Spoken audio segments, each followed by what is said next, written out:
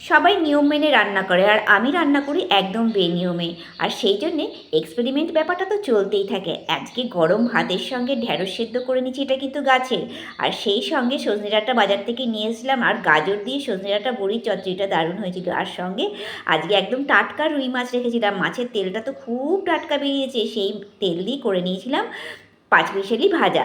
আর সেই সঙ্গে two in one মাছের ঝোল, দেখতেই পেয়েছেন রুই মাছের সঙ্গে চিংড়ি আছে। আর টু ইন ওয়ান মাছের ঝোল মানে এই নয় যে রুইয়ের সঙ্গে তেলাপিয়া মিশিয়ে দেবেন বা কই মিশিয়ে দেবেন, একদম যে কোনো মাছের সঙ্গে একটুখানি চিংড়ি মিশিয়ে দেবেন, দেখবেন সেই মাছের ঝোলের টেস্ট আলাদা। পেঁয়াজ লাগবে না, কিচ্ছু না, আদা জিরে দিয়েই কাফি, একদম হই হই করে খাওয়া দাওয়া হয়ে যাবে। আর এই যে মাছের তেল দিয়ে পাঁচমিশালি ভাজাটা খাচ্ছি, কী যে ভালো লাগছে। আর চিংড়িগুলো দেখে না আমার এখন ভয়েস দিতে গিয়ে এখনই যেন মনে হচ্ছে জিভে জল এসে যাচ্ছে। মুখে দিয়েছি মিলিয়ে গেছে, এত সুন্দর খেতে। সেই সঙ্গে একটু অবশ্য আমি আলু পটল দিয়ে নিয়েছি, টাটকা রুই মাছ একটুখানি আলু পটল দিয়ে টাটকা ঝোল খাবো না তো কি পেঁয়াজ দিয়ে ঝোল খাবো?